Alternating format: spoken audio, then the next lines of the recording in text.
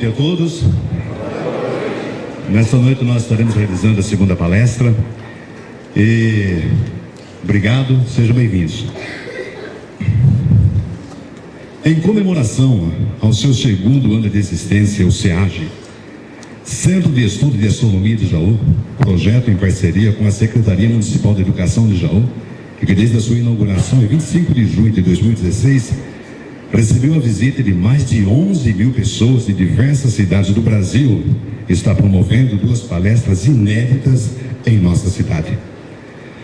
No dia 23 de junho, o palestrante foi o professor de astronomia, Dr. Valmir Tomasi Cardoso, com o tema O Céu e os Céus, Astronomias e Sociedades. Nesta noite, o palestrante será o astrobiólogo, cientista, Dr. Ivan Paulino Lima, com o tema A Procura por Vida Dentro e Fora do Sistema Solar.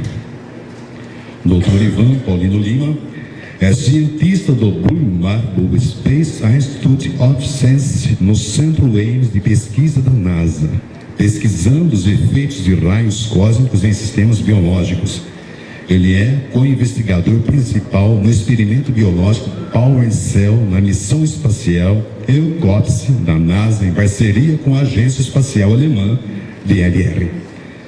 Nesta apresentação, o Dr. Paulino Lima falará um pouco sobre o que se sabe sobre a possibilidade de existência de vida fora da Terra, bem como as futuras missões espaciais capazes de detectar bioassinaturas no sistema solar e além. Este evento é uma realização do SEAGE, Centro de Estudos de Astronomia de Jaú, em parceria com o GDA, Grupo de Divulgação da Astronomia, tendo o apoio da Secretaria Municipal de Educação de Jaú, da Secretaria de Educação e Turismo de Jaú e da Escola Legislativa da Câmara Municipal de Jaú. Eu convido a todos a assistir um vídeo sobre o SEAGE.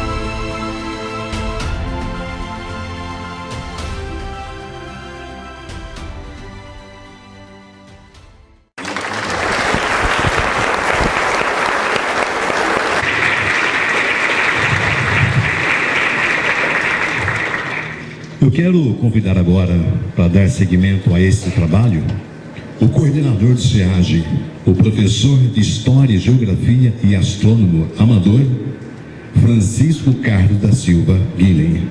Uma salva de palmas.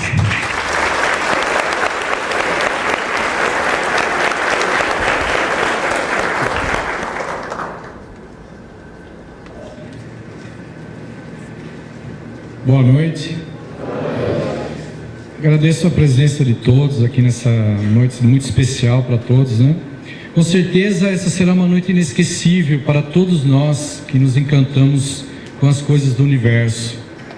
Gostaria de aproveitar e agradecer a todas as pessoas que colaboraram para a realização destas palestras inéditas em nossa cidade. Também gostaria de agradecer à Secretaria de Educação do município de Jaú, à Secretaria de Cultura e Turismo de Jaú, Museu Municipal de Jaú, através do seu diretor, o arqueólogo, professor Fábio Grossi, e à Escola Legislativa da Câmara Municipal de Jaú, pelo apoio a esse evento.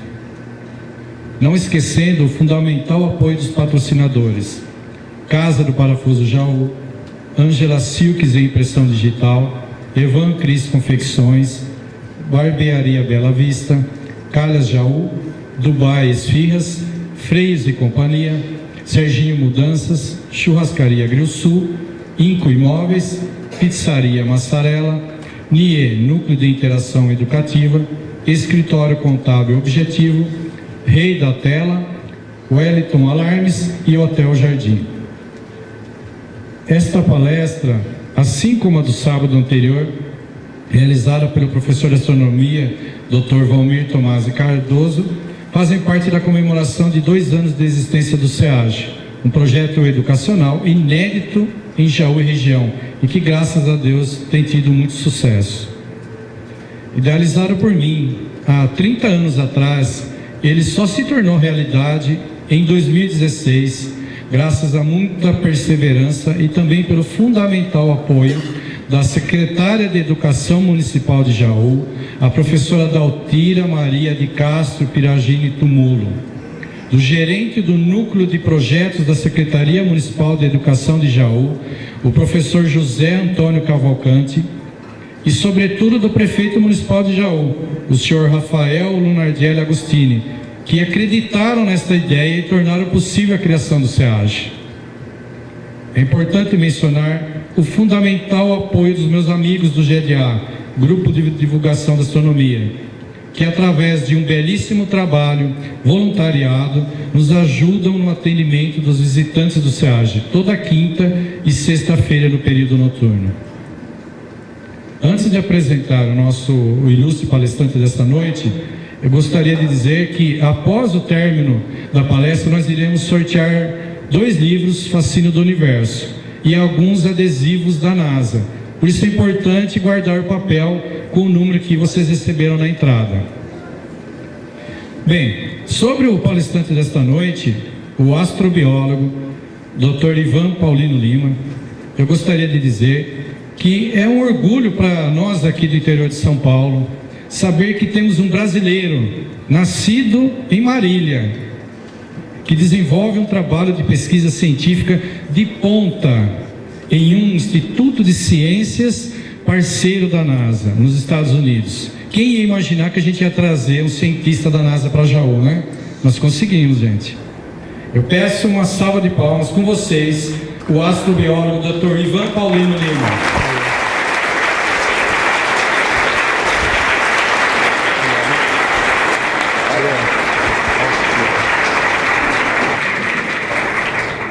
Olá pessoal, boa noite a todos. Muito obrigado pela presença de todos aqui. Eu sei que hoje em dia nosso cotidiano às vezes não permite a gente se dedicar aos assuntos que a gente gosta no âmago, assim. Então eu fico muito agradecido com a presença de cada um aqui, pelo tempo disponibilizado para ouvir um pouco sobre esse tema tão fascinante para todo mundo, né? Isso aí é a astronomia e a busca por vida extraterrestre é uma coisa que atiça a curiosidade de todo mundo, né? Então, é um assunto que sempre é um prazer eu falar isso para o público em geral, e é a oportunidade para nós, cientistas, sairmos do nosso laboratório, né? que a gente fica todo dia lá repetindo os experimentos, né? A ciência é um exercício de muita paciência, você repetir as coisas até dar certo. Então trazer esse tipo de conteúdo num contexto maior e trazer para a comunidade, interagir com vocês. E espero que tenha tempo no final para abrir para perguntas e eu vou ter o maior prazer de responder as perguntas de vocês. Então eu vou começar essa apresentação falando um pouco brevemente, né, sobre a minha trajetória até chegar ao Centro Ames de Pesquisas da NASA. Pode passar? Bom, primeiramente, a NASA, né, a Agência Espacial Americana, não sei se todo mundo sabe, mas é uma agência com vários centros espalhados por todo o território americano.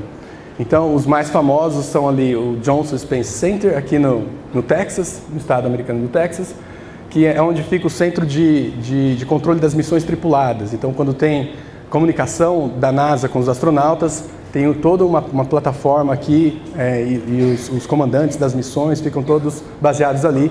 E é onde tem o alojamento dos astronautas, né? O astronauta Marcos Pontes, né, de Bauru, voou em 2006 e hoje tem uma fundação em São Paulo, trabalha com educação também. Ele mora nos Estados Unidos, em Houston, aqui, nesse centro, e então ele é um astronauta talvez até muito mais respeitado lá nos Estados Unidos do que o que a gente vê por aqui, né? E então esse é um dos centros da NASA, tem outros espalhados pelos Estados Unidos. Outro bem famoso é o Kennedy Space Center na Flórida, Cabo Canaveral, pertinho de Orlando.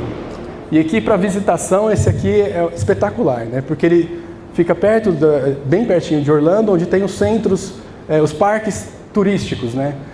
Disney, Universal. Então, para concorrer com esses parques, o centro tem que ser bem atrativo, né? Então, recomendo fortemente, é o mais perto também aqui do Brasil. Mas tem outros centros, né? O headquarters da NASA fica em Washington, né? E em Los Angeles tem o JPL, na Califórnia, né? E também no Vale do Silício, onde eu atuo, o Centro Ames de Pesquisas da NASA.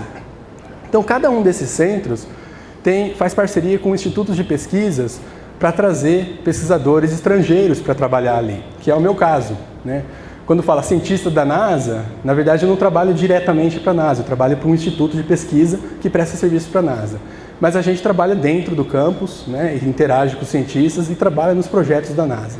Então é assim que funciona. Na verdade, o quadro de funcionários da NASA é 20% de funcionários públicos da NASA, civil servants, e 80% de contractors, que é o meu caso.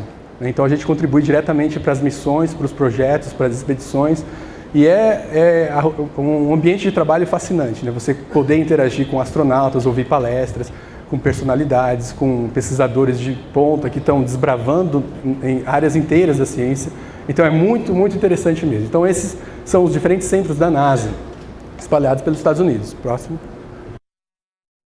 Então esse é o instituto de pesquisa que eu trabalho, Blue Marble Space Institute of Science, que é um instituto fundado por pessoas jovens, né? Um instituto que tem aí menos de 8 anos e foi fundado com o objetivo de trazer uma cara nova aí para o Ames. O Ames é um desses centros, né? Ames Research Center, ali no Vale do Silício. Então tem 2.000 funcionários e tem muitos pesquisadores que estão lá há muito tempo. Então agora está tendo uma renovação de novos pesquisadores sendo atraídos para lá. Muito interessante, tem programas de colaboração internacional, programas para intercâmbio de alunos também, né? E projetos à distância, né? O ano passado eu orientei 4 alunos aqui do estado de São Paulo, na verdade 3 daqui do estado de São Paulo e 1 de Santa Catarina, em projetos que eles realizaram nos laboratórios deles, nas universidades, e eu orientando à distância. E no final eles ganharam um certificado, e isso foi importante para a carreira deles, né? E publicaram trabalhos em congressos e assim por diante. Então, fica aí a oportunidade para vocês que desenvolvem projetos, é só entrar em contato comigo depois, a gente pode conversar. Próximo. Bom, então entrando bem aqui no tema da palestra, né, a busca por vida extraterrestre, que é uma questão realmente intrínseca da humanidade, né? A gente tem a convicção de que o dia que isso acontecer, que a gente descobrir vida extraterrestre, constatar a existência de vida extraterrestre, será certamente a descoberta mais incrível, mais fantástica da humanidade, porque a gente vai saber que o universo que a gente sabe que é infinito nós não estamos sozinhos nesse universo, né? Isso é uma questão que vem desde a época da antiguidade. Aqui 3 exemplos de filósofos, né, pensadores antigos, Epicuro na Grécia e Aristarco de Samos também, depois o poeta romano Titus Lucretius Carus, já indagava sobre a possibilidade de vida, né, ser abundante na Terra, então por isso seria também abundante no cosmos. E também se seria possível a troca de material biológico entre esses diferentes corpos. Então são questionamentos milenares, né, muito antigos, e que só agora a gente tem a capacidade de investigar essas questões usando o método científico. Então, após vários séculos de desenvolvimento aí no conhecimento humano, por volta do século XV, século XVI, houve o que a gente chama de Revolução Científica, né, Iluminismo e depois Revolução Científica. Aqui é uma figura que ilustra o pensador Nicolau Copérnico, né, uma gravura de um pintor italiano de 1872 chamado Astrônomo Copérnico Conversa com Deus. Ilustra bem essa época histórica, né, que um momento de iluminação mesmo do intelecto humano, que levou a toda uma cadeia de desenvolvimento científico e tecnológico, que levou à Revolução Industrial. E hoje nós temos, então, tecnologia para lançar sondas, lançar robôs, né, para fazer essas questões, para testar as hipóteses e fazer as descobertas que a gente fica fascinado hoje em dia, né? É coisa super recente, se for pensar em termos da história humana como um todo. Então, a astrobiologia, ela é um empreendimento científico que reúne 3 questões básicas que eu vou comentar um pouquinho aqui com vocês. E essa figura representa um pouco do que é a astrobiologia.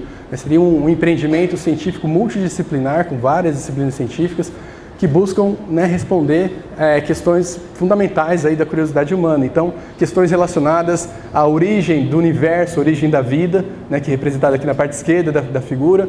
Então, a evolução química, né, que possibilitou o aparecimento da vida na Terra e a evolução de toda a diversidade biológica que a gente vê, né, e também as nossas origens cósmicas, né, a origem do nosso sistema solar e assim por diante. Então, só para deixar claro aqui, né, muita gente às vezes tem um preconceito contra esse termo astrobiologia, né, é um termo que evoluiu com o tempo também. Inicialmente foi proposto exobiologia, mas exo significa fora e a gente não tem um modelo de vida fora para a gente estudar, a gente só conhece a vida na Terra aqui. Então, astrobiologia é um termo mais apropriado porque astro significa estrela, né, a gente conhece modelo de vida em um corpo que gira ao redor de uma estrela, que é o nosso planeta, né? Então isso fica contemplado aí, o estudo da vida na Terra. Então é uma ciência, né? Então a segunda pergunta para vocês, pode passar? É uma disciplina científica? Vocês acham que é uma disciplina científica, a astrobiologia? Pode ir? Não é apenas uma disciplina científica, é um empreendimento multidisciplinar. Então, por isso que não tem um curso de astrobiologia numa faculdade, não tem um certificado de especialização em astrobiologia. Só tem um programa de doutorado em astrobiologia, que é extremamente multidisciplinar, em Seattle, nos Estados Unidos, que oferece esse certificado, mas é um certificado complementar a uma área que a pessoa tem que escolher. Porque essa tendência de formação científica, né, a pessoa faz a graduação, depois a pós-graduação, né, lato sensu, stricto sensu, vai ficando cada vez mais restrito, né, mais especializado o conhecimento, e às vezes a gente tem a tendência de esquecer o contexto, né, e é esse esforço que a astrobiologia busca resgatar, né, você integrar essas ciências, porque na natureza, a natureza não fala o que é química, o que é física, o que é astronomia, as disciplinas que a gente divide. A natureza está aí para ser investigada. A gente divide, organiza o conhecimento nas disciplinas para a gente, para ser uma forma de organização para a gente. Mas na natureza está tudo misturado. Então, o bom cientista é o cientista que conhece um pouco de cada disciplina. Obviamente que ele tem que se especializar em uma área, né? Mas é preciso ter esse conhecimento integrado. E a astrobiologia é um belo exemplo disso. Tem outros exemplos também, oceanografia, biogeografia, biofísica, bioquímica, né? São junções de várias disciplinas. E a astrobiologia une todas essas para traçar um panorama da história da vida e da perspectiva de vida em outros locais além da Terra. É uma ciência nova? não é uma ciência nova, porque contempla outras ciências, né? O termo existe já há um bom tempo. Inclusive, uma das primeiras citações do termo astrobiologia foi do astrônomo Flávio Pereira, um astrônomo brasileiro. Se você procurar na literatura mundial, existe lá o pessoal mencionando Flávio Pereira, né? Que depois começou a fazer investigações de ufologia e não seguiu muito o método científico, né? Mas é uma das primeiras citações, Flávio Pereira, que até influenciou o meu interesse também. Ele tem um livro chamado Astrobiologia, né, de 1953, se não me engano, da década de 50, que ele tem uma argumentação muito interessante, né, e que foi uma das coisas que fisgou o meu olhar para querer conhecer cada vez mais sobre esse assunto.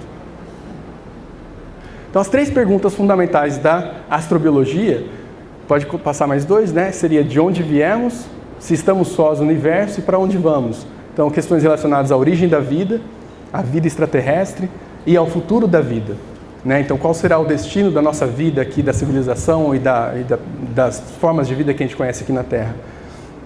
Mas o assunto de hoje é sobre a segunda pergunta, né? Se estamos sós no universo.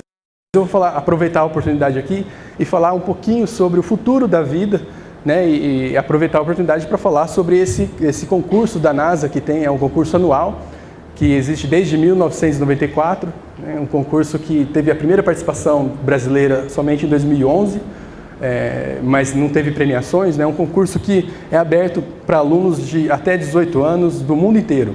Então não existe taxa de inscrição, o site para você estar aqui pode tirar foto, entrar lá, buscar mais informações. Todo ano, por volta de fevereiro, mais ou menos, os alunos enviam trabalhos, que podem ser desenhos, projetos de pesquisa, de como esses alunos imaginam estações espaciais futuristas. Como que esses alunos imaginam que no futuro, bem longínquo, né, a humanidade vai poder viver em estações espaciais por várias gerações. E aí cabe a imaginação dos alunos, né? Eles fazem diferentes formatos de estações espaciais e o que vale é a criatividade. Então, se o trabalho for original, depois de um mês que esses trabalhos chegam lá, o organizador do concurso reúne engenheiros e cientistas da NASA para fazer uma avaliação desses projetos, né? E aí a gente classifica para cada série, né? Cada série é uma categoria lá do concurso e a gente faz as premiações, a classificação, primeiro, segundo e terceiro lugar. E aí o ganhador total, o ganhador geral do concurso, ganha um prêmio no valor de $3.000 e o convite para apresentar o trabalho na reunião anual da International Space Development Conference, que nesse ano vai ser em Los Angeles, foi em Los Angeles, em maio. Então, é muito importante, né, criar nas novas gerações esse interesse pelas ciências espaciais. E eu vou falar bastante do motivo disso ao longo da minha palestra. Então, esse concurso, esses aqui são alguns exemplos de desenhos que os alunos fazem, né, obviamente no computador, com todos os recursos tecnológicos de hoje em dia, e você fica impressionado com a qualidade dos trabalhos. Obviamente eles têm a ajuda dos professores, mas a ideia é que eles tenham pensem sobre essas estações espaciais e com a ajuda dos professores transformem em um projeto ou em desenho, ou até mesmo histórias, né, romances, jogos, como seriam jogos em gravidade zero. Então aí vai da imaginação de cada aluno e com a ajuda dos professores. E no final, cada participante ganha um certificado da NASA, que é enviado pelo correio. Agora, como a participação está aumentando muito, eles estão revendo isso, talvez eles mandem certificados por e-mail, porque é um volume muito grande de trabalhos que o pessoal está recebendo lá. Esse último ano foi 6.000 projetos, mais de 10.000 alunos participantes. E em 2016, teve o primeiro vencedor, na verdade, em 2017, ano passado, teve o primeiro vencedor, em primeiro lugar, de uma das categorias, brasileiro. O aluno João Paulo Guerra Barreira, de São Paulo, ganhou primeiro lugar na categoria Mérito Literário. Ele escreveu um livro, está lançando o segundo livro, agora ele está com 7 anos, 8 anos, se não me engano. Então é um espetáculo, assim, né? É muito gratificante ter esse retorno, né? Junto com ele, ano passado, teve outras premiações, teve terceiro lugar de uma outra série e méritos literários, honra ao mérito, né? Que a gente fala. Então, está aumentando bastante a participação dos alunos brasileiros e fica aqui a dica, porque eu gostaria de ter tido essa oportunidade quando eu era criança, né? E catalisado, né, esse meu interesse por ciências espaciais. Então esse é um dos aspectos do futuro da vida, né? Criar na juventude o interesse das ciências espaciais, que isso é um empreendimento multigeração, né? Então esse é o aspecto do futuro da vida. Aqui voltando falar sobre a perspectiva de vida extraterrestre, e voltando no desenvolvimento tecnológico, que hoje a gente tem tecnologia para investigar essas questões, na década de 60, um microbiologista americano chamado Thomas Brock, ele começou a investigar esses parques nacionais que tem lá nos Estados Unidos. Esse aqui é o Yellowstone, né, que tem as fontes hidrotermais, os geysers, né, que é um ambiente extremo, tem temperaturas altíssimas ali. E ele foi ver lá se tinha micro-organismo vivendo ali, né, para testar realmente qual que é o limite de existência de vida. E ele teve uma surpresa ao descobrir que tem micro-organismos vivendo a temperaturas próximas de 100 graus. Inclusive micro-organismos fotossintetizantes, né, que fazem fotossíntese, né, cianobactérias, que vivem a 70 graus. Foi uma coisa assim, surpreendente para toda a comunidade científica. Isso na década de 60, 70, que coincidiu com o quê? Período da Guerra Fria, período da corrida espacial.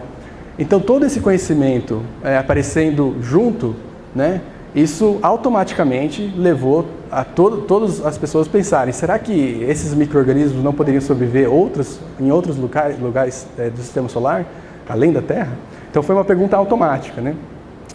E aí, com o passar das décadas, né, quanto mais a gente pesquisa esses ambientes, né, deserto do Atacama no Chile, Antártica, as fumarolas submarinas, né, as fontes hidrotermais, até alta altitude, existem experimentos com balões que fazem coleta de ar lá de 30, 40, 50 quilômetros de altitude e conseguem recuperar esporos, né, formas de vida latente que são transportadas pelos ventos da alta atmosfera. Então, o requerimento básico para a vida que a gente conhece, pelo menos aqui na Terra, é a água. Onde tem água que a gente vê aqui na Terra, existem formas de vida se proliferando ali. Mesmo em ambientes desérticos como o Atacama, existem formas de vida ali só esperando a oportunidade para se dividir, né? Aumentar um pouco a umidade, eles se dividem e aí eles esporulam de novo, ficam latentes por mais 40 anos, até o próximo ciclo. Então, quer dizer, a água desempenha um papel muito importante para a vida, para o metabolismo, para a dinâmica das moléculas. Então, a gente acha que isso é um imperativo cósmico, uma coisa que é necessária para qualquer forma de vida, por vários motivos, não só pela versatilidade, pela abundância, né, também. A água é formada por hidrogênio e oxigênio, que são elementos extremamente abundantes no universo, e a própria água, a substância água, é extremamente abundante no universo. Então, tudo indica que formas de vida extraterrestre usarão a água também. Isso não significa que toda forma de vida extraterrestre vai usar água, mas isso provavelmente é predominante no universo. Então a gente tem que buscar o que é predominante, porque não tem como a gente buscar o que a gente não conhece, certo? Então aqui é um panorama só dos micro-organismos, dos organismos chamados de extremófilos, adaptados a condições extremas do ambiente aqui na Terra. E a maioria como acontece com qualquer tipo de ambiente, né, a maioria dos organismos são micro-organismos, até dentro do nosso corpo. A gente tem mais células de micro-organismos no nosso corpo do que nossas próprias células, o que gera um debate até filosófico, né, se a gente é o que a gente come, assim por diante. A gente tem muito micro-organismo no nosso próprio organismo. Isso é a verdade também para qualquer ambiente, incluindo os ambientes extremos. Então esses são, na verdade, os 3 requerimentos para a vida. Eu falei da água, né, que pela versatilidade e abundância, é muito importante para a água, mas também outros 2 ingredientes são nutrientes, que são elementos essenciais para a vida, e uma fonte de energia. Né? A vida precisa de algum tipo de fonte de energia para possibilitar as reações bioquímicas e possibilitar a vida para se manter. Então esses são os 3 requerimentos que as agências espaciais buscam nos ambientes extraterrestres na busca de vida, né, de formas de vida predominantemente microbiana. Então agora eu vou dividir busca de vida dentro do Sistema Solar e depois eu vou falar um pouco de busca de vida fora do Sistema Solar. Começando pelo planeta Marte. Né? O planeta Marte é o principal alvo das missões espaciais, das sondas espaciais, né? Pode passar mais um. Aqui tem um panorama de todas as missões que já foram enviadas para Marte, tanto os orbitadores, né? Então você pode ver aqui cada agência espacial mandando sonda, né? A União Soviética, depois posteriormente a Rússia, os Estados Unidos com a NASA, a ESA, várias agências espaciais mandando sondas para Marte. e os robôs, né, de Marte. Interessante notar que a NASA é a única agência que conseguiu pousar robô em Marte, né? É até uma brincadeira que eles fazem que a Agência Espacial Europeia ainda não conseguiu. O último que tentaram, tragicamente, né, a sonda espatifou ali no planeta Marte e não conseguiu fazer as operações. E a NASA conseguiu todos esses robozinhos que estão... o Curiosity está em operação, se não me engano, um dos dois, Spirit e Opportunity, também está em operação lá em Marte, superando todas as expectativas, né, de sucesso da missão. Então, muito conhecimento que a gente tem hoje sobre Marte foram adquiridos por esses robôs e também por todos esses orbitadores também. Então, hoje se sabe que o planeta Marte foi habitável há muito tempo, né, há bilhões de anos atrás. Ele reuniu todas essas condições, esses requerimentos para a vida: fonte de energia, elementos essenciais e água. Sabe-se que Marte tem, hoje, pelo próprio relevo, aspecto da superfície de Marte, sabe-se que ele teve rios, né, hoje leitos de rios, até hoje tem precipitação de material, que os cientistas acham que é água salgada, né, muitos minerais hidratados hoje em dia. Então, Marte isso já não é dúvida na comunidade científica. Marte já foi habitável, não se sabe se ele foi habitado, né, e não se sabe se ele é habitado hoje ainda. Então, esse é o santo graal aí das missões espaciais para Marte, né? E também, junto com isso, tem toda a intenção da NASA de mandar seres humanos, uma missão tripulada para Marte entre 2030 e 2040, né, algumas décadas aí. Então, aqui uma notícia, né, de 2015, se não me engano, evidências espectrais para minerais hidratados em algumas encostas de algumas regiões de Marte, que são as regiões mais interessantes para a busca de vida e também regiões interessantes no caso de estabelecer colônias em Marte para obter esses recursos. E aí vem a questão, né? Será que a gente, se mandar uma missão tripulada para Marte, não vai contaminar o planeta, né? Então esse é o grande cuidado que a NASA tem, né, para mandar essas missões. Existe todo um protocolo do Escritório de Proteção Planetária da NASA, que eles garantem que os foguetes enviam essas sondas com o mínimo de contaminação com micro-organismos possível, né? Então, existem os limites, dependendo do objetivo da missão, existem os requerimentos lá que você tem que descontaminar